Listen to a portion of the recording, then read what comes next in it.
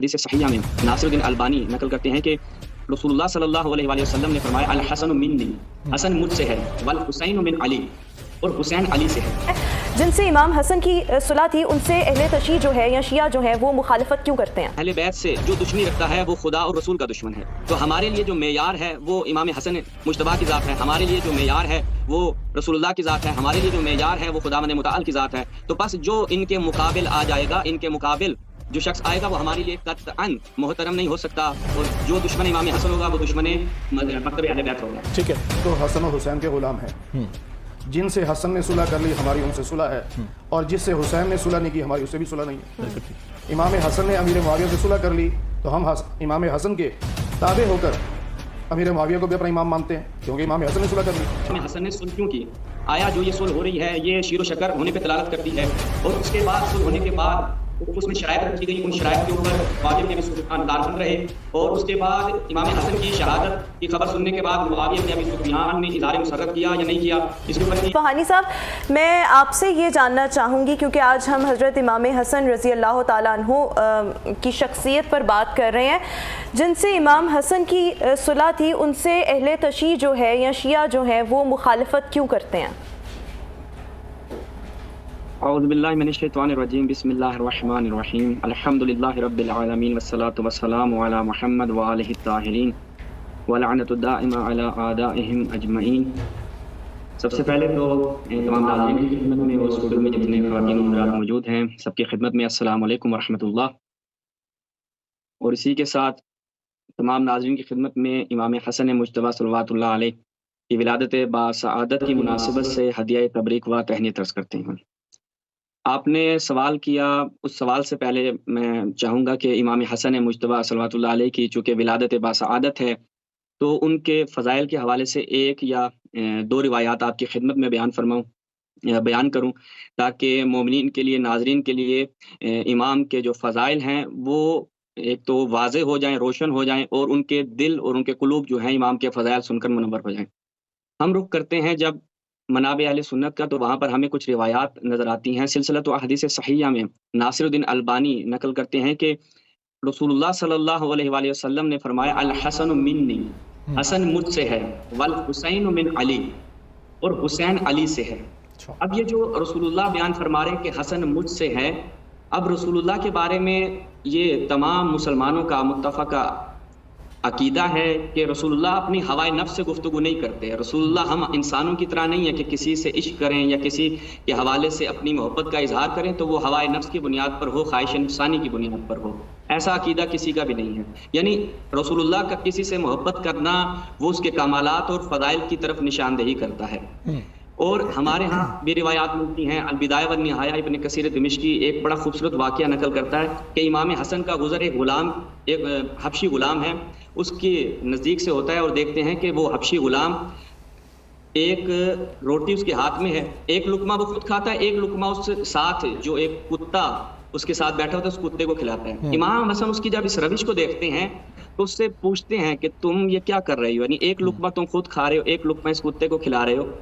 تو وہ غلام کہتا ہے کہ مجھے حیا آتی ہے کہ میں خود تو کھاؤں لیکن میرے ساتھ یہ جو جانور بیٹھا ہے میں اسے نہ کھلاؤں۔ اس میں ایک بہت بڑا پیغام ہے، وہ انشاءاللہ ہم آگے اس کی طرف اشارہ کریں گے۔ جی، امام نے جب اس کی غلام کی صفت دیکھا تو پتہ کرتے ہیں کہ یہ کس کا غلام ہے۔ معلوم پڑتا ہے کہ یہاں پر ایک کسی شخص کا باغ ہے اور یہ اس کے باغ میں کام کرتا ہے۔ امام اس کے مالک کے پاس جاتے ہیں اور اس سے ایک تو اس باغ کو خریدتے ہیں اور اس غلام کو آزاد کرواتے ہیں، اور اس باغ کو اسی غلام کو ہدیہ کر دیتے ہیں۔ تو اس واقعے کے اندر جو ایک پیغام ہے، اور امام نے جس صفت کو دیکھ کر اس سے آزاد کروایا، اس کے باغ اور اسے باغ ہدیہ کیا، وہ یہ کہ وہ اس چیز سے حیا کر رہا تھا خود تو کھائے لیکن ساتھ میں ایک حیوان بیٹھا ہے اسے بھوکا رکھے۔ تو ماہ مبارک رمضان ہے، تمام مسلمانوں کو یہ دیکھنا چاہیے کہ اگر ہم اچھے سے افطار کر رہے ہیں، ہم اچھے سے کھانے کھا رہے ہیں، تو ہمارے ہمسائے میں، ہمارے پڑوس میں، ہمارے احباب اور اقارب میں کوئی ایسا تو نہیں ہے کہ جس کے پاس ایک وقت کا کھانا نہیں ہے۔ تو خداوند متعال سے دعا کریں گے کہ تمام مسلمانوں کو توفیق دے کہ وہ سیرت اہل بیت کو اپنائیں اور اس پر عمل پیرا۔ آپ کے سوال کا صرف جواب ایک لائن میں دیں گے ہم اس لیے جو امام حسن علیہ السلام سے محبت کا تقاضا یہ ہے، اہل سنت کے ہاں یہ روایات ہیں کہ سلسلۃ احادیث صحیحہ میں خود ناصر الدین البانی نقل کرتا ہے کہ رسول اللہ نے دعا کی، اے اللہ تو اس سے محبت کر جو حسن سے محبت کرتا ہے، اور میں حسن سے محبت کرتا ہوں۔ اور اس کے بعد بیان فرمایا کہ میرے اہل بیت سے جو دشمنی رکھتا ہے وہ خدا اور رسول کا دشمن ہے۔ تو ہمارے لیے جو معیار ہے وہ امام حسن مجتبیٰ کی ذات ہے، ہمارے لیے جو معیار ہے وہ رسول اللہ کی ذات ہے، ہمارے لیے جو معیار ہے وہ خداوند متعال کی ذات ہے۔ تو پس جو ان کے مقابل آ جائے گا، ان کے مقابل جو شخص آئے گا وہ ہمارے لیے قطعاً محترم نہیں ہو سکتا، اور جو دشمن امام حسن ہوگا وہ دشمن مکتب اہل بیت ہوگا۔ ٹھیک ہے، بات کی جاتی ہے تو اہل سنت جو مصادر ہیں، اہل سنت روایات جب دیکھتے ہیں تو اس میں ہمیں پتہ لگتا ہے کہ حضرت امام حسن نے حضرت امیر معاویہ سے صلح کر لی تھی۔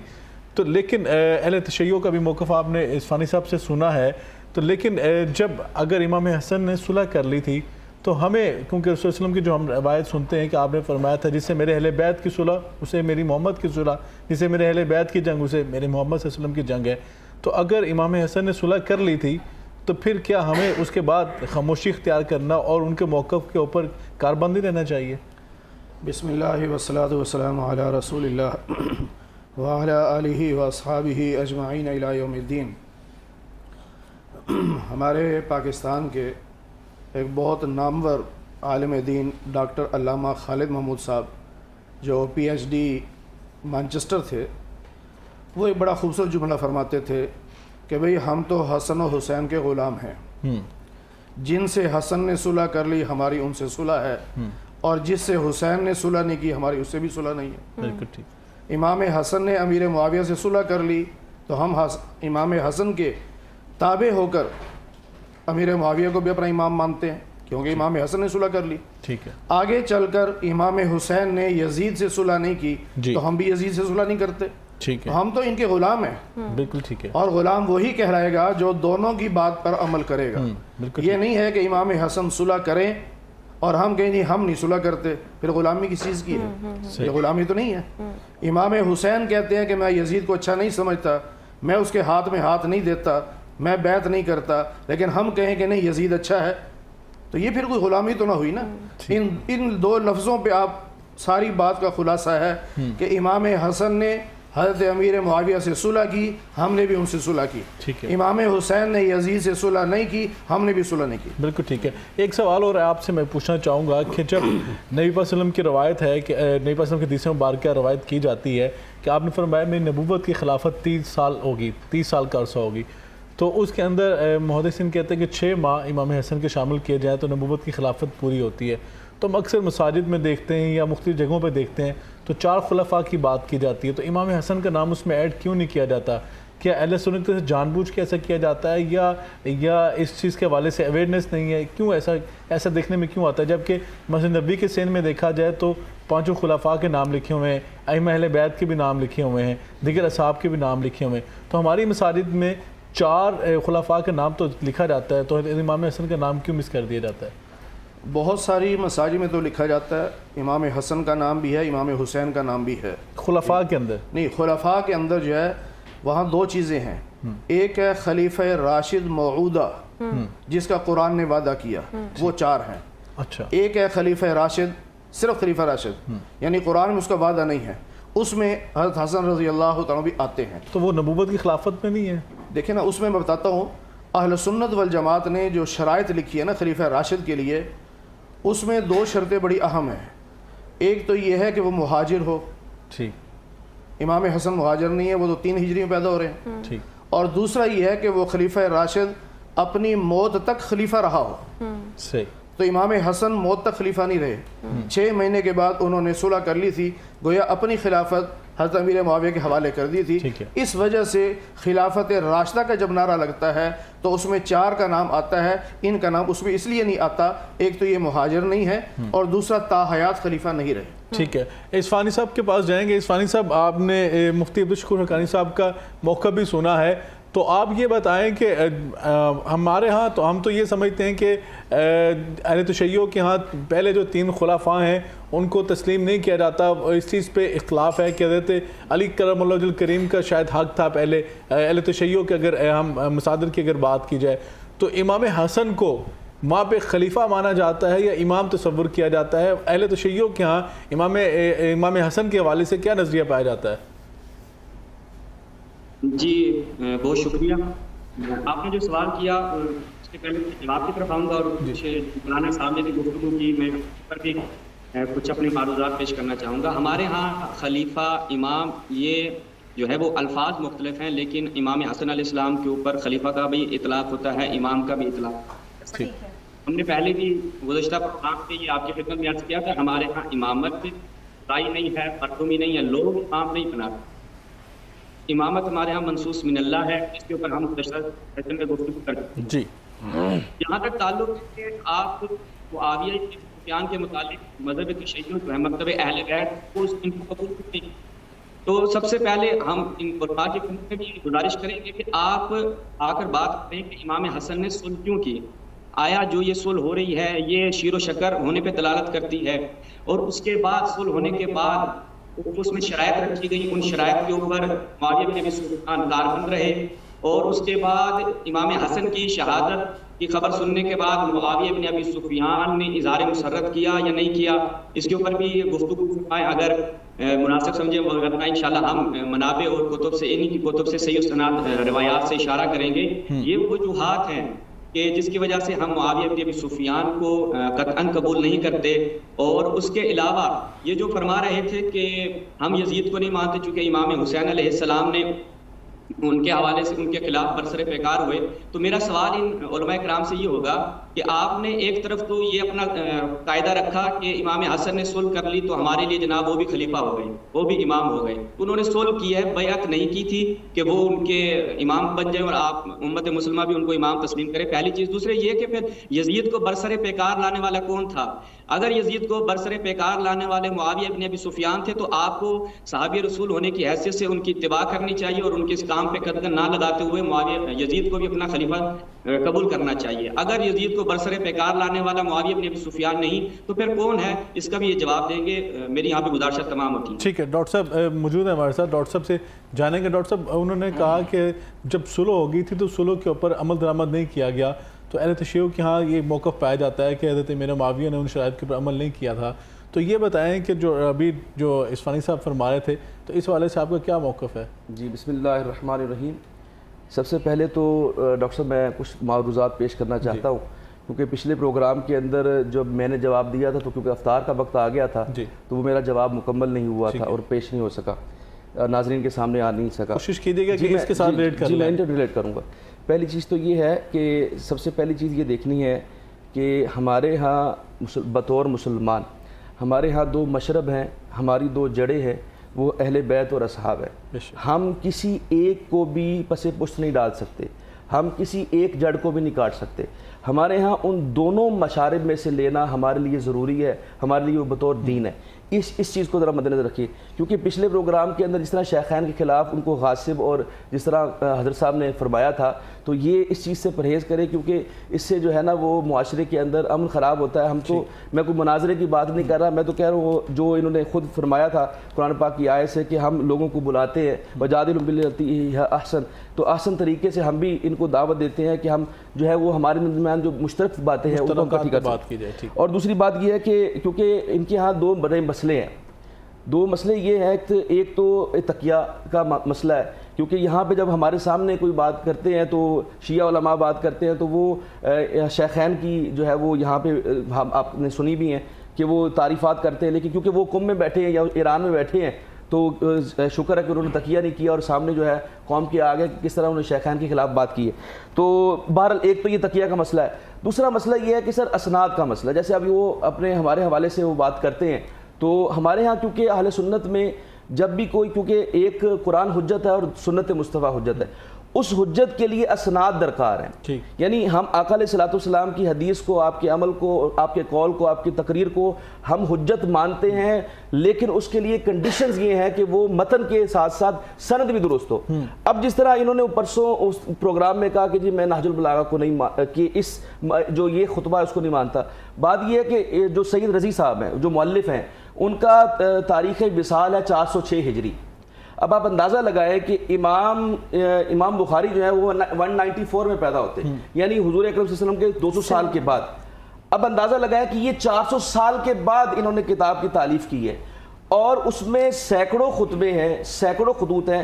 میں نے 2-3 جو نہج البلاغہ کو دیکھا ہے، جو مفتی جعفر حسین صاحب کی اردو والی بھی، اس سے پہلے والی بھی، تو سید علی رکی والی بھی، تو اس کے اندر خطبہ شروع ہوتا ہے، سند ہے ہی کوئی نہیں. یہ میں آپ کو یہ حلفاً بات بتا رہا ہوں کہ سند موجود ہی نہیں ہے. اب اس میں سے کس کو آپ نے سکہ کہنا ہے، کس کو آپ نے ضعیف کہنا ہے، وہ بنیاد صرف ان کے عقیدے کے اوپر ہے. یعنی پک اینڈ چوز ہے. اب آپ کو میں نے جیسے نہج البلاغہ کہا، یہ ایک خطبہ کو آپ کہتے ہیں کہ میں مانتا ہی نہیں، میں آپ کو اس میں سے ریفرنس دوں گا، جیسے میں نے ان کو حضرت علی کی بیعت کرنے کا ریفرنس دیا کہ میں نہیں مانتا کیونکہ یہ ضعیف ہے. اب ان کی ثقافت اور ان کی ذوق کے اوپر ہمارے پاس تو کوئی دلیل نہیں ہے. جیسے تکیے کے اوپر ہمارے پاس کوئی دلیل نہیں ہے کہ ہم کہیں کہ یہاں پہ یہ تکیہ کر رہے ہیں یا نہیں کر رہے، ہمیں ہمارے پاس کوئی پیرامیٹر نہیں چیک کرنے کے لیے. تو لہٰذا میں یہ دونوں باتیں آپ کے سامنے اس لیے عرض کی ہیں کہ جب یہ بات کرتے ہیں، جس طرح ابھی انہوں نے بات کی کہ وہ امام جو ہے وہ معصوم ہوتے ہیں، جس طرح ہم نے بات کی ہے، دیکھیے جی امام معصوم بھی ہے، امام منصوص من اللہ بھی، یعنی اللہ تعالیٰ کی طرف سے وہ نامزد زدہ ہے، اس کو لوگ منتخب نہیں کرتے. اور تیسرے نمبر پہ ان کا قول جو ہے وہ حجت بھی ہے. جیسے حجت قطعی جو ہے، جس طرح قرآن اور حدیث اور آقا علیہ السلام کا، اسی طرح آپ اس کو حجت مان رہے ہیں. اب یہ تینوں چیزیں آپ حجت مان رہے ہیں. اب مجھے بتائیں سوائے نبوت اور امامت کے لفظ کے اس میں فرق کیا رہ گیا؟ یعنی آپ ان کے قول کو حجت بھی مان رہے ہیں، آپ ان کو معصوم بھی مان رہے ہیں، آپ ان کو منصوص من اللہ بھی مان رہے ہیں، تو فرق کیا ہو گیا؟ اور اب جیسے ہی انہوں نے بات کی ہے کہ صلح کر لی ہے، تو بھائی میرا سوال یہ ہے کہ جب حضرت امام حسن مجتبیٰ رضی اللہ تعالی عنہ نے صلح کر لی، وہ تو آپ کے قول کے مطابق منصوص من اللہ تھے، وہ تو منصوص من اللہ تھے، وہ تو اللہ کی طرف سے نامزد تھے نا. تو ان کی جو انہوں نے شرائط رکھی، وہ اللہ تعالیٰ کو نہیں پتا تھا کہ یہ اس سے معاذ اللہ امیر معاویہ مکر جائیں گے، تو پھر انہوں نے صلح کیوں کی؟ تو بات یہ ہے کہ اس طرح نہ کیجئے. انہوں نے جب ان کی کتابوں میں لکھا، میں ان کے حوالے دے دوں گا، کہ جس کے اندر انہوں نے کہا کہ میں قرآن کے اوپر اور سرکار دو عالم صلی اللہ علیہ وسلم کی حدیث کے اوپر اور خلفائے راشدین کی سنت کے مطابق جو ہے میں ان کے ساتھ صلح کر. بالکل ٹھیک ہے. عثمانی صاحب آپ نے موقف ڈاکٹر صاحب کو سن لیا ہے، اگر آپ اس حوالے سے کچھ کہنا چاہیں تو. جی چند نکات جو ہے وہ میرے فاضل دوست نے بیان کیے ہیں، میں مختصراً جو ہے وہ ان کے جوابات ایک دو لائن میں دوں گا، چونکہ وہ اس قدر تفصیل طلب نہیں ہے. نہایت ہی ہم کہہ سکتے ہیں کہ ایک مکتب تشیع کا چھوٹا سا بچہ بھی ان سوالات کے جوابات دے سکتا ہے، چونکہ یہ عدم آگاہی کا نتیجہ ہے اس طرح کے سوالات کرنا. جو انہوں نے نہج البلاغہ کے حوالے سے بات کی، میں نے اگر ان کے حافظے میں ہو تو میں نے گزشتہ سیشن میں بھی کہا تھا کہ نہج البلاغہ بخاری مسلم کی طرح نہیں ہے. یہ پہلا میں نے وہاں پر جملہ عرض کیا تھا. اس کے بعد کہا تھا کہ اس کی اسناد نہیں ہے، اس کے لیے اگر آپ تحقیق کرنا چاہتے ہیں تو مسند نہج البلاغہ کی طرف رجوع کریں. 3 جلدوں میں وہ چاپ ہوئی ہے، سید محمد حسینی جلالی کی وہ تصنیف ہے. اس میں نہج البلاغہ میں سید رضی نے جہاں جہاں سے بھی خطبات، مکتوبات اور کلمات کثار لیے ہیں، ان کی اسناد وہاں پہ دی گئی ہیں. تو یہ نہج البلاغہ کے حوالے سے ان کی آشنائی نہیں تھی، اس لیے میں ان کی خدمت میں یہ عرض کر دیا. اور اس طرح کنز العمال کی طرف آ جائیں، وہاں پہ اسناد نہیں ہے، اسناد حذف کر دی جاتی ہیں. بہت سی ایسی کتابیں لکھی جاتی تھیں، ان میں جو طریق اور سند ہوتا تھا اختصار کی خاطر ان میں حذف کر دیا جاتا تھا. اس میں مؤلف کی جو ہے وہ اس کی ایک خاص روش ہوا کرتی تھی. تو یہ کوئی کتاب کے اوپر اس سے تعان نہیں آتا کہ جی وہ تو انہوں نے 400 سال بعد لکھی. بخاری جو ہے وہ آپ کہہ رہے ہیں 194 میں پیدا ہو رہے ہیں، بخاری کب لکھی جا رہی ہے؟ اور رسول اللہ کی سنت تو خود اہل سنت کے ہاں 100 سال تک لکھی ہی نہیں گئی. پہلے خلیفہ اور دوسرے خلیفہ کی جانب سے ممنوع تھا، ممنوع، اور آگے یہ سلسلہ چلتا گیا اور 100 سال کے بعد رسول اللہ کی احادیث جو ہیں وہ لکھی جانا شروع ہوئی ہیں. تو یہ بھی اپنے جو ہے وہ اپنے اس میں رکھے ہیں، اذہان میں یہ ان چیزوں کو بھی رکھے ہیں. اس کے بعد میرے بھائی نے بات کی کہ یہ بڑی زبردست بات تھی. اسامہ بھائی میں بھی آپ کی خدمت بھی عرض کروں گا، آپ ہمارے بڑے عزیز ہیں، اور تمام ناظرین کی خدمت میں بھی جو یہ بیان کر رہے تھے وہ نہایت خطرناک جملہ ہے کہ یہ ایران میں بیٹھے ہیں، وہاں سے یہ بیٹھ بات کر رہے ہیں، تو گویا ایسا ہے کہ ایران سے بیٹھ کے ہردہ سرائی کی جا سکتی ہے. یہ نہایت خطرناک جملہ ہے. تو اس کا میں اس کو تھوڑا سا کلیریفائی کر دوں تمام ناظرین کے لیے کہ ایران میں بیٹھے ہونا یا پاکستان میں بیٹھے ہونا لازم نہیں ہے. اگر یہ خواہش مند ہے میں پاکستان میں آ کے ان کے روبرو بیٹھ کے یہی گفتگو کر سکتا ہوں اور میں ساتھ میں بخاری مسلم رکھوں گا. اچھی بات. میں نے جو بھی وہ کہتے ڈاکٹر صاحب کہہ رہے ہیں میں ریڈی ہوں. جی میں اس بات کو اپریشیٹ کرتا ہوں کہ آپ تکیہ نہیں کر رہے. آپ نے جو معافی ضمیر بیان کیا ہے شیخین کے لیے، میں اس بات کو اپریشیٹ کرتا ہوں کہ شیعہ لوگوں کا کیا موقف ہے وہ دنیا کو پتہ چلنا چاہیے. اچھی بات ہے آپ نے. اچھا میں اس بات کو اپریشیٹ کرتا ہوں. جی میں عرض کر رہا ہوں میں یہاں پہ علوم دینیہ کی تحصیل کے لیے موجود ہوں اور پاکستان میں آنا جانا بھی ہوتا ہے. انشاءاللہ آپ سے بھی کبھی ملاقات کریں انشاءاللہ.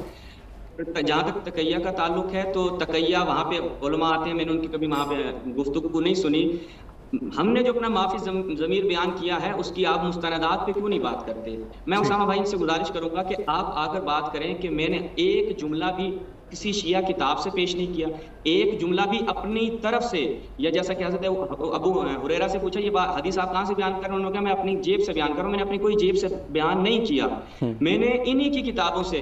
مسلم کی اگر وہ روایت نہ ہو، میرے پاس ابھی مسلم موجود ہے، میں یہاں مسلم سامنے آپ کے کھول کے رکھ دوں گا اور یہ بھی کھول لیں. اگر وہ روایت نہ ہو میں ذمہ دار ہوں. تو اس لیے آپ اگر کہتے ہیں کہ یہ ہرزہ سرائی کی جا رہی ہے تو کہیں کہ جناب مسلم نے ہی ہرزہ سرائی کی ہے. اگر کوئی قدغن لگائی جائے تو جناب مسلم نشا پوری صاحب کے اوپر قدغن لگنی چاہیے. اس لیے آپ یہ میرے اوپر اس کو الزام نہ دیں کہ میں نے آ کر شیخین کے بارے میں یہ بات کی ہے. تو یہ بات نہایت آپ کی درست نہیں تھی.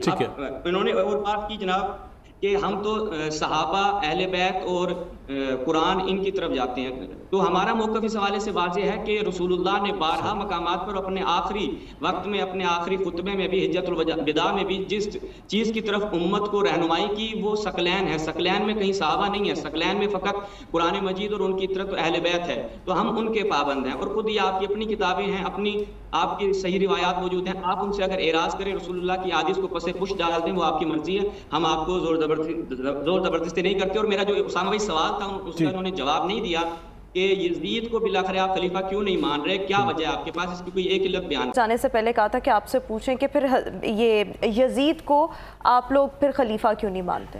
اس لیے کہ یزید اہل نہیں تھا خلافت کے. ٹھیک ہے. یزید خلیفہ بننے کے اہل نہیں تھا. اور اہل سنت والجماعت کا موقف یہ ہے کہ یزید تابع بھی نہیں ہے. بعض لوگ اجماع امت ہے، جی اجماع امت ہے کہ وہ تابع نہیں ہے. بالکل. اس لیے کہ تابع وہ ہوتا ہے جو صحابہ کے نقش قدم پہ چلے. تو وہ صحابہ کے نقش قدم پہ تو نہیں چلا. بہت خوبصورت بات مفتی عبدالشکور حقانی صاحب نے فرمائی. عثمانی صاحب آپ نے موقف سنا مفتی فضل ہمدرد صاحب کا بھی اور حقانی صاحب کا موقف بھی آپ نے سنا ہے. تو یہ حضرت امام حسن نے جب صلح کر لی ہے اور مفتی صاحب بھی فرمایا تھے کہ بیعت کر لی حضرت امیر معاویہ کی، تو پھر اس کے بعد جب انہوں نے کبھی مد مقابل نہیں آنا پسند کیا یا ان کے خلاف دوبارہ نہیں کھڑے ہوئے، تو پھر ہمیں ایک خاموش کیوں نہیں ہو جانا چاہیے؟ کیا ایسے مسائل بیان کرنا اور ایسے مسائل میں الجھنا امت مسلمہ کو تقسیم کرنے کے باعث نہیں ہے؟ ہمیں ایسی شخصیات کو تو سمجھتا ہوں کہ مرکز وحدت بنانا چاہیے. ایسی شخصیات تو ہمارے لیے اتحاد امت کا باعث ہیں. شیعہ سنی فساد جو ہے، فتنہ جو ہم سمجھتے ہیں کہ لڑائی نہیں ہونی چاہیے، آپس میں جنگ و جدال نہیں ہونا چاہیے. اہل بیت طہار اور صحابہ کی جو ذاتیں ہیں، ان کی شخصیات جو ہیں، ان کے اوپر ہمیں اکٹھے ہو جانا چاہیے، امت میں اتحاد کا درس دینا چاہیے. جی اسامہ بھائی بہت شکریہ، اور مفتی صاحب کا بھی شکریہ کہ انہوں نے جواب دیا.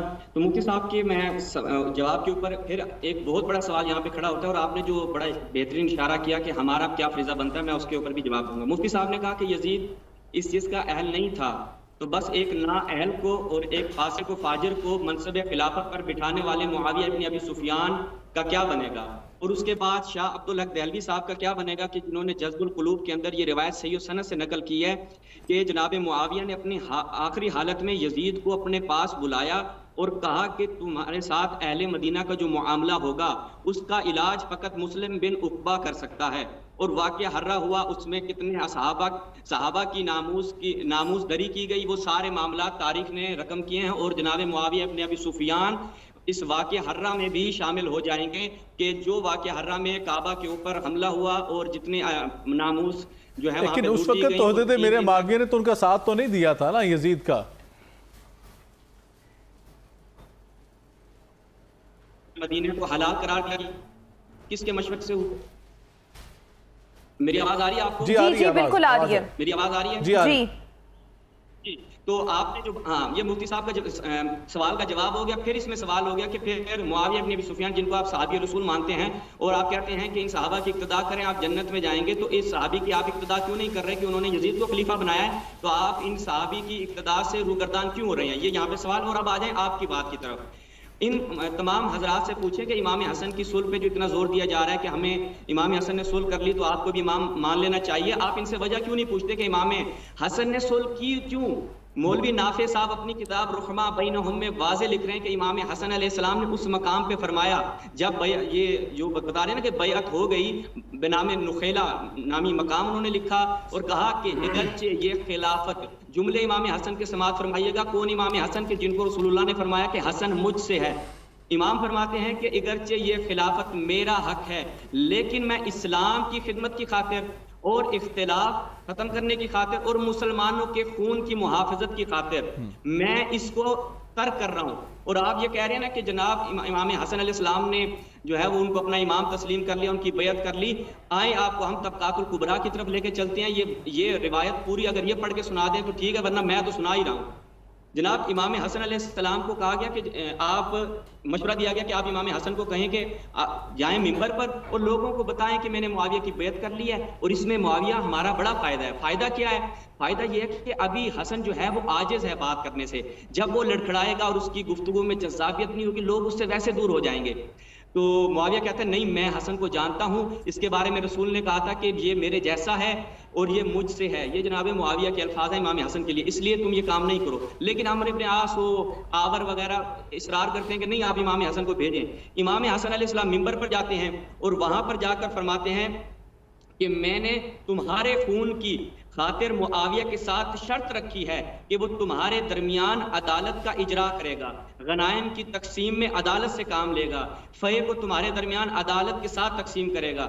تو معاویہ نے کہا, معاویہ کی طرف اشارہ کیا, معاویہ ایسا کرو گے؟ معاویہ نے کہا ہاں کروں گا. اس کے بعد امام حسن علیہ السلام نے ایک آیت پڑھی ہے, وہ جو وحدت کی آپ نے بات کی نا اسامہ بھائی, آیت کیا پڑھی؟ وَإِنْ أَدْرِ لَعَلَّهُ فِتْنَةٌ لَكُمْ وَمَتَاعٌ إِلَىٰ حِينٍ, سورۃ الانبیاء آیت نمبر 111.